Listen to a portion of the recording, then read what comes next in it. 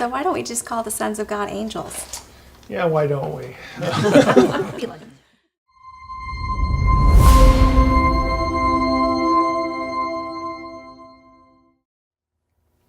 So, Dr. Heiser, who are these Elohim? It's still not very clear to me.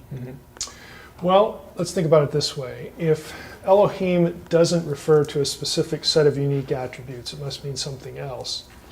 And the way I would describe this is a biblical writer would use the term Elohim of some entity, something, that by nature they were disembodied and members of the spiritual world. So Elohim is really sort of akin or synonymous with another Hebrew term, rukot, spiritual beings. Okay?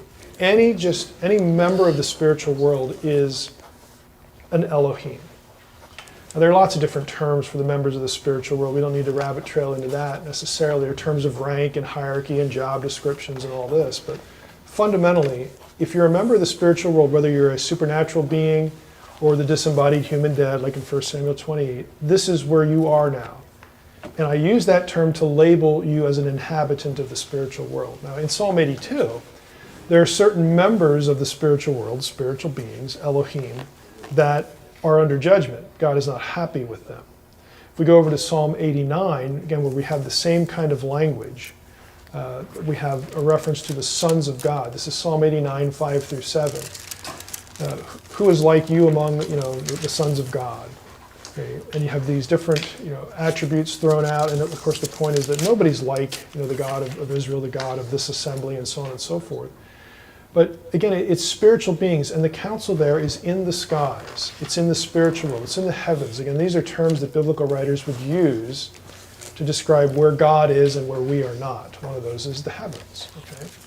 So Elohim are just spiritual beings. Now, if we go to 1 Kings 22, this is kind of an interesting example to make this point.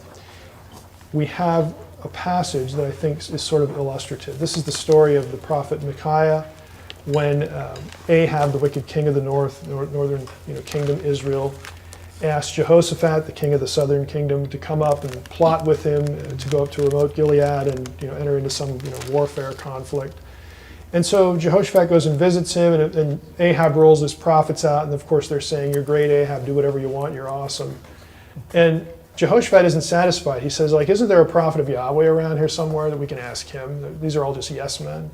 And Micaiah, gets pulled out of prison or wherever he was, because Ahab just says he hates this guy because he never tells me what I want to hear. Nevertheless, they go get him, brings him into the scene. At first, he mocks the question. He acts like the prophets of Baal that Ahab had trucked out. And then he gets serious. He says, "Okay, you want to know what I see as a prophet?" Micaiah said, "Therefore, hear the word of the Lord. I saw the Lord sitting on his throne," obviously in the heavenly realms, God's abode, "all the host of heaven standing beside him on his right and on his left. The Lord said, who will entice Ahab that he may go up and fall at remote Gilead?" And one said one thing, another said another. Then a spirit came forward and stood before the Lord, saying, "I will entice him." And then, the plan unfolds. So here we have the host of heaven.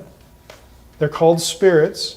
If we go over to, again, Psalm 89, Job 38, where we have the sons of God, again, the host of heaven, the stars of the heavens.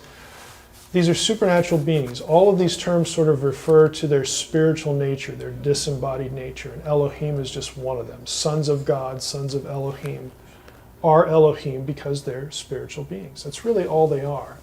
And it's just a broad reference to members of the spiritual world. So why don't we just call the sons of God angels? Yeah, why don't we? Honestly, it's not the end of the world if we do, because we're used to thinking of that term, members of the heavenly host, angels. Why not? It's not precise language, but like I said, if that's just easier, then I don't have any objection to it. Angel is actually a job description. In both Hebrew and Greek, Hebrew is malach, Greek is angelos. It means messenger. And it doesn't really describe what a thing is, what a member of the spiritual world is. It describes what they do. So it's a little imprecise, but again, for our purposes, and maybe someone just to wrap their head around Psalm 82, it's not too bad. So I'm not so vested in it, Elohim, that we have to sort of get away from angel language. But I think it is still important, though, that we realize that God is using, through the writer, a specific term here, Elohim. It's actually going to become important later, like in the Psalms, where humans are created a little lower than Elohim.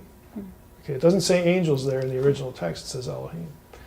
Now that gets filtered to us in the New Testament as angels, so it's kind of 6 to 1, half a dozen another, but it shows that this word is used for plural beings in the text. And so for that point, I think it's important, but for average discussion, yeah, sure, go ahead. If that helps, do it.